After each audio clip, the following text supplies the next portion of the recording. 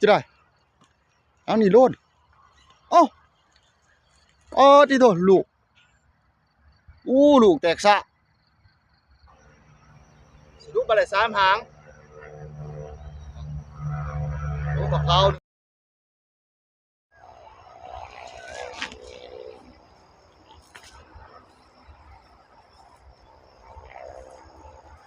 ไปดีพี่น้อง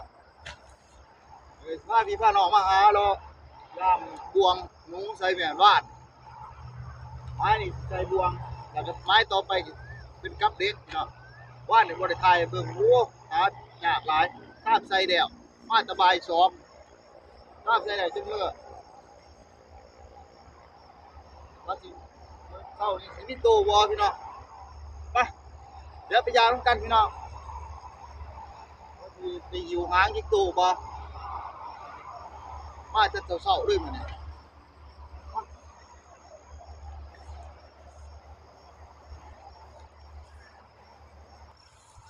แล้วนี่ก็จะเป็นบวงเนาะตามกันถนัดไปเลยลังแดดลังแดดของบ่พระโอ้ยเนาะลังแดดก็เงียบแล้ว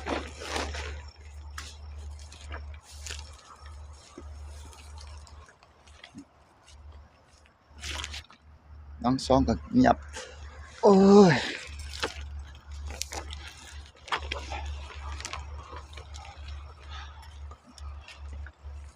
คนใจก็ได้ใ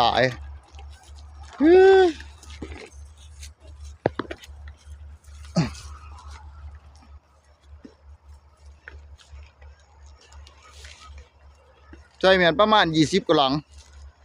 มันโมมีหมองใส่โอ้เงียบอะไรจักหางบ่เสาเนี่ยอย่ามาหลายหลังล่ะบ่เห็นจักหางยังเหลือประมาณ10 กว่าหลังนี่จะได้อ่อนบ่พระเนาะขี้ได้แท้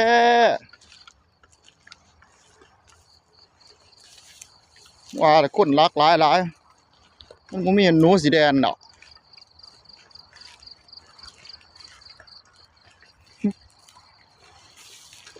อันนี้ก็เงียบจิ๊บ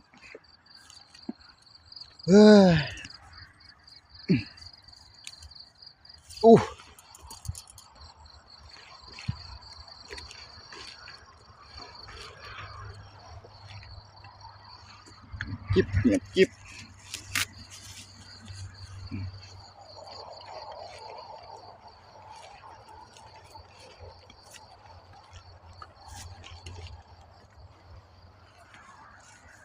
หอดบ่ผ้า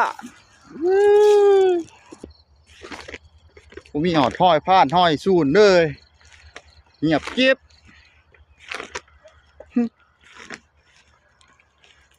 ฮะจะได้เอานี่โลดที่โดนลูกลูกแตกซะ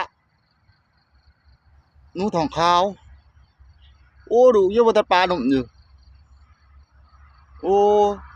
เดี๋ยวเขาจัดการเดี๋ยวปล่อยมันก่อนเดี๋ยวสิปล่อยมันตัวนี้เดี๋ยวเขาปล่อยมันก่อนพี่น้องตาบ่มีดูกเจ้าอยู่เดี๋ยวปล่อยก่อน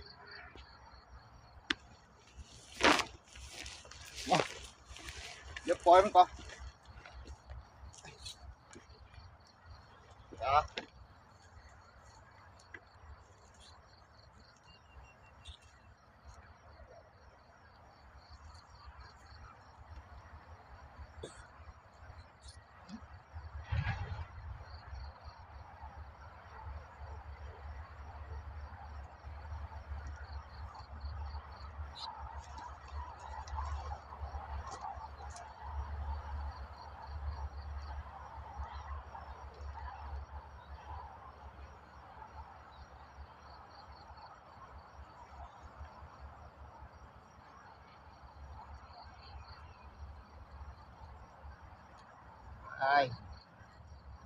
ไป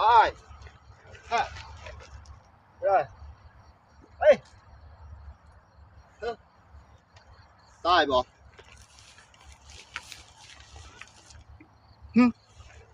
ตายบ่เป็นตลอดอยู่บ่เอ้าไปได้ซื้อ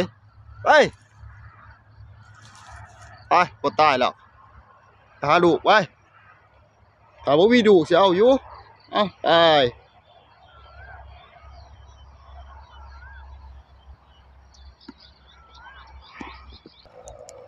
เหลือ4 หาหลังสุดท้ายยังบ่ทันเห็นหางพ่อหาง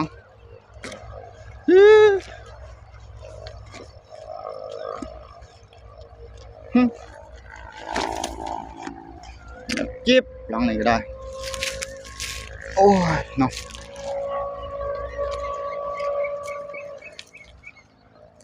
หลังหนึ่งก็เงียบใส่บัวมา20 กว่าหลังก็บิดตู้ตายเนี่ย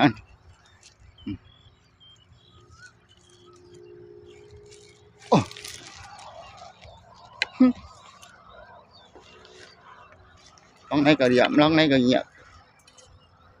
หลังนี้เป็นจะไรหลังนี้ก็ว่าโอ้มันเห็ดจะไรเนี่ย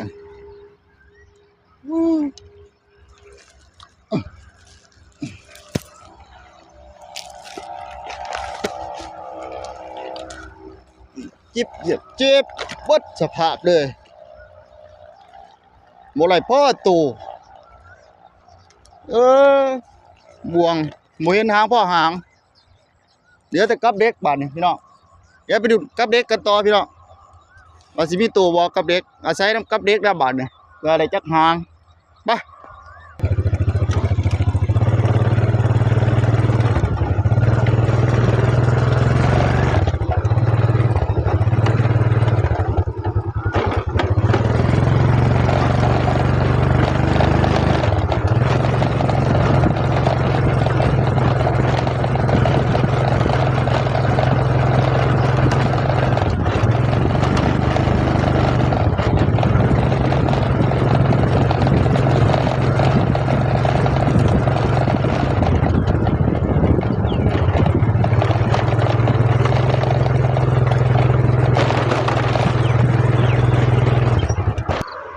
มาหอดไม้ล่ะค่ะโอ้6 ไม้นี่ก็ได้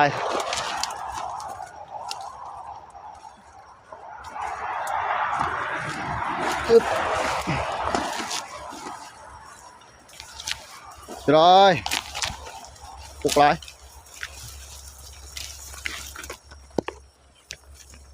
จะได้ล้างแดดโอ้ล้างแดดลั่นบ่ติดป่ะโอ้กองของเนี่ยนะวันล้างแดดลั่นบ่ติดโอ้ลั่นบ่ติดช่างเห็ดมันอันแต่บ่ติด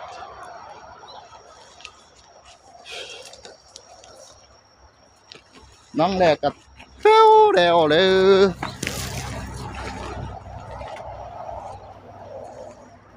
โอ้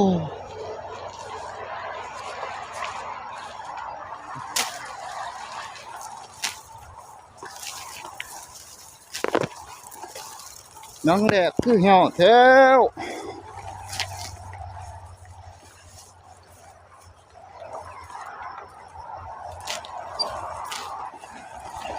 โอ้ตั้งนี่เด้อันนี้โอ้ตั้งนี่ก็ปีนท่อแนวได้โอ้ยจะได้แนวได้แนวนี่โอ้กองเขาเลยบ้าแบบนี้ต้องมาสับไม้เด้อแบบนี้3 คนบ่ท่านเขามาเดี๋ยวเขามาเลยพอดีเงียบจิ๊บโอ้ สองหลังแล้วสองหลังแล้วสองหลังแล้วล่ะหนูหน่อยบ่ว่าหนูหน่อย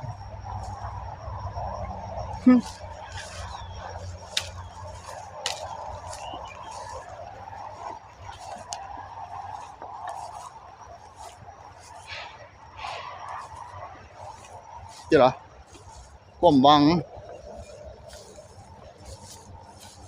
หลังนี่ดิหลังนี่ปากไว้เด้อรอเต็มด้วยโอ้อ่อนแล้วแต้มหนึ่งแล้วแต้มหนึ่งแล้วเอาเดี๋ยวขอจัดการกับพี่น้อง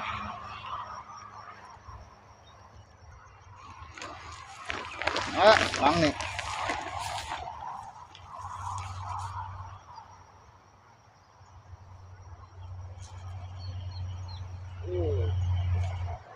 ตัวเป็นไงเป็นไร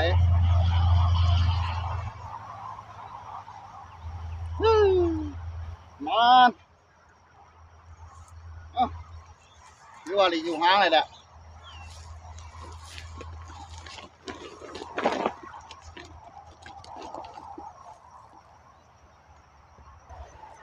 แต้มหนึ่งแล้วโอ้หอยมันกวดแตกซะเลยแถวละหลังนี่เดีโอ้หลังนี่เงียบจิ๊บเงียบจิ๊บหลัง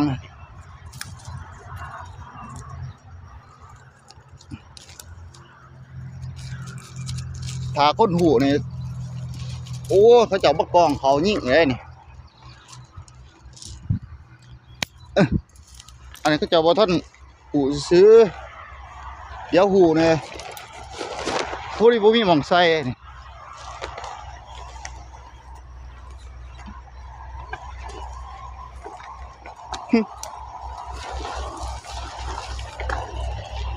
แต้มเดีย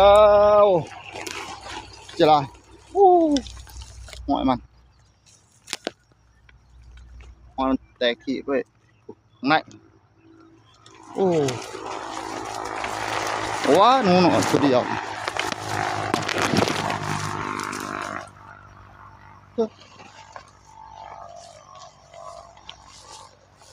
จับหางอยู่บ่จับหางสองหางอยู่บ่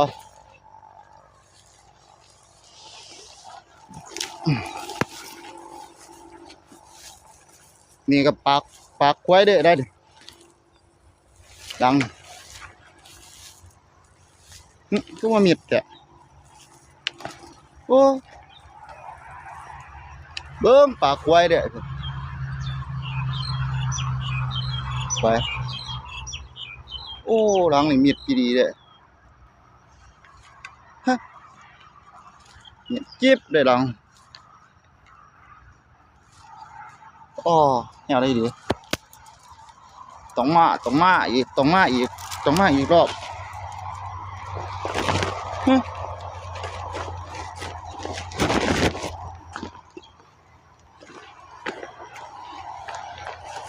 โอ้ตัง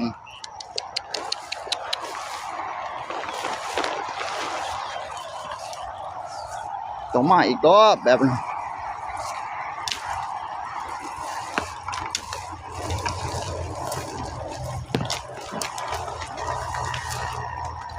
อันนี้ดิอันนี้จะเงียบจิ๊บตัวเงียบโอ้เป็นจะได้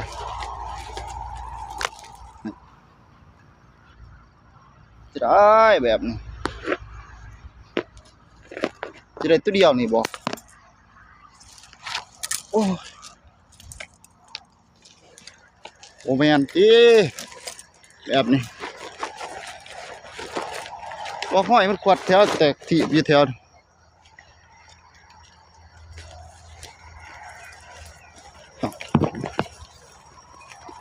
ทางนี้ก็ลัดโอ้แมนหนูหรอกเห็ดแบบนี้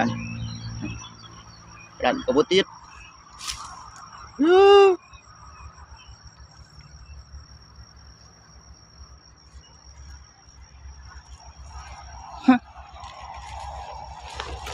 จะได้ตัวเดียวนี่บ่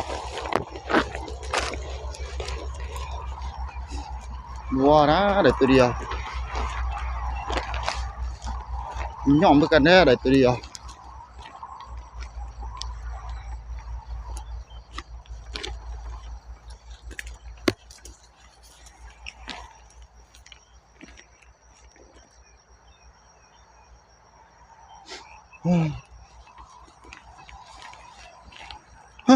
ไม่ยังอ่ะเฮ้ยไม่ยังเฮ้ยหนูยังโอ้ยหนูทองขาวแตกว่าเถี่ยเลยเนาะตายมันนี้ก่อนเดี๋ยวจะมาเอามัน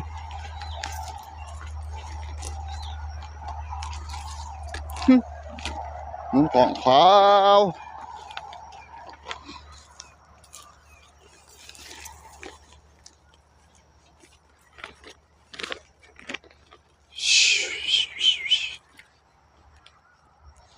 นั่งนี่ก็ละมันเป็นยังว่าเหตุ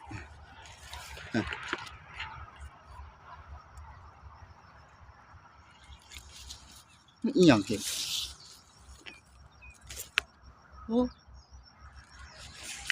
โอ้หนูเลยนี่หนูหน่อย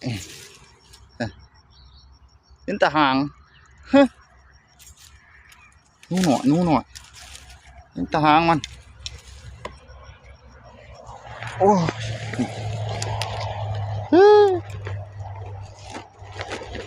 บกผ่านแล้วแบบนี้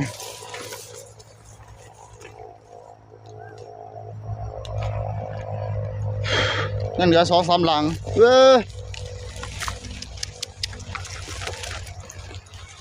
กี่หลายคักแท้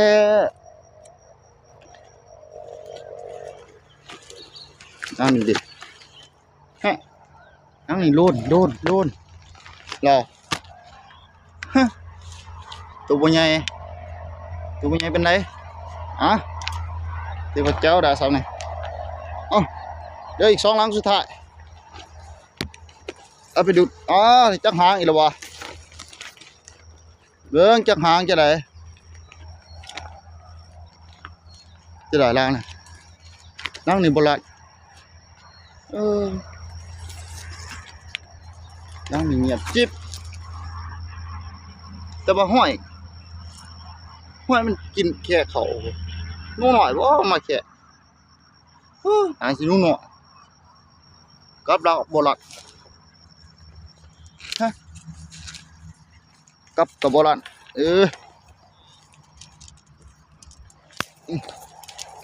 เดี๋ยวหลังสุดท้าย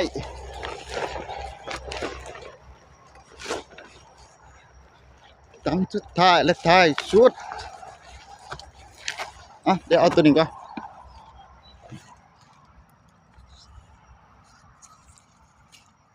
ตัวบนใหญ่เนี่ย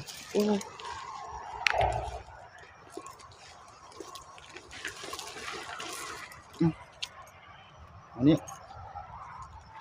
เดี๋ยวหลังสุดท้ายก่อนเดี๋ยวได้หลังสุดท้ายหลงๆเลยเห็ดเป็น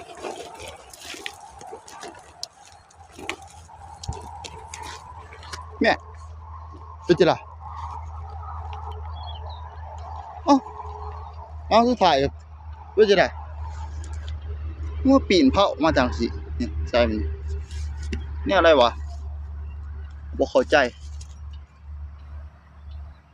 โอ้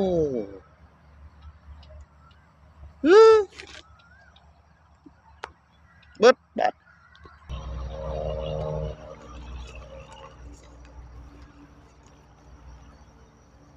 พี่น้องสรุปไปเลย3 หางลูกกับเขา1ลายบวงที่บัวไหลประตูมาไหลกับเด็กเดี๋ยวต้องมาสับไม้นี่เดี๋ยวจีมาใส่แล้วก็ตอนยามจะไทยพี่น้องเบอร์นี่ประมาณนี้ดอกซ้ำเนี่ยก็ได้กลัวสำหรับคลิปนี้ก็ขอตัวจบคลิปไปก่อนพี่น้องเดี๋ยวพอกันใหม่คลิปหน้า